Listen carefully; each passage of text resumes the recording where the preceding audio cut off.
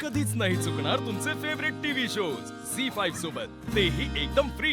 देवी आईचा उत्सव आता शेवटच्या टप्प्यावर आलेला आहे। आतापर्यंतचे सगळे विधी पूजा अर्चा अत्यंत व्यवस्थितपणे पार पडत आहे। हो, जे जे शुभ मंगल घडते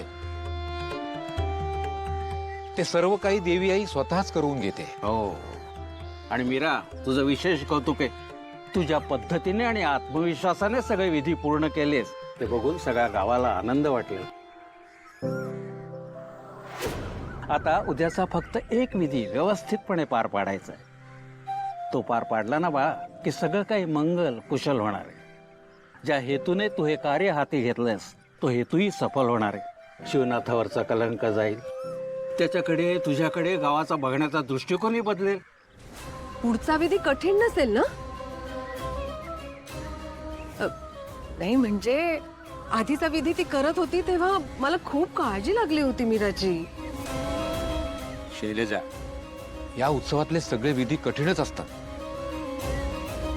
पण मला पूर्ण खात्री आहे मीरा यापुढचा विधी देखील नीट पार पाडेल। काका, मी नक्की प्रयत्न करेन। आता हा उत्सवाचा शेवटचा विधी असणार आहे। त्याचा मुहूर्त आहे उद्या सकाळी। नक्की काय करावं लागेल मीराला? सांगतो। उद्या गावाच्या वेशीवर एक अग्निकलश येईल। तो अग्निकलश गावाच्या वेशीवरनं इथे देवळात घेऊन यायचा आहे। फक्त 15 मिनिटात। ठराविक कालावधीत तो अग्निकलश इथे देवळात हवनकुंडात आणून टाकल्यानंतर सगळे विधी पूर्ण होतील। हो, पण यात आणखी एक महत्वाची गोष्ट आहे। एकदा तो कलश डोक्यावर घेतला की मीराला कुठे थांबता येणार नाही। एका सरळ रेषेत चालत तो मंदिरापर्यंत पोहोचवावा लागेल। अरे बाप रे! काकी, अगं यात काहीच अवघड नाहीये, मी करीन पूर्ण। शाबास मीरा, तुझ्याकडनं आम्हाला हेच अपेक्षित आहे।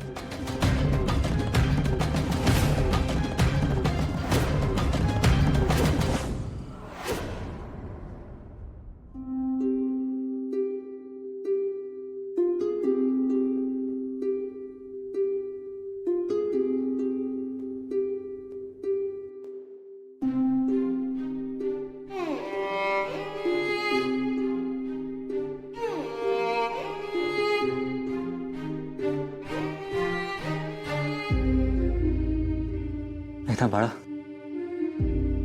मला माहिती तू रागवलीस माझ्यावर। तुला लग्नाचं डिसिजन, तू जे काही ऐकलेस ते पटलं नाही, कळतं तुझ्या बापाला। बाळा, मी सुद्धा अंबिकाला कधीच विसरू शकणार नाही। तुझी आई आपल्या दोघांच्या मनात कायम राहणार आहे, कायम।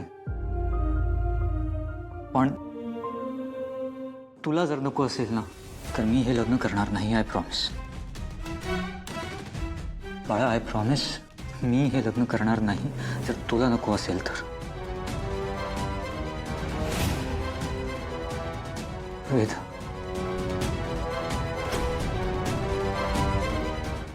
झी5 ॲप डाउनलोड करा आणि पहा सर्व एपिसोड्स एकदम फ्री।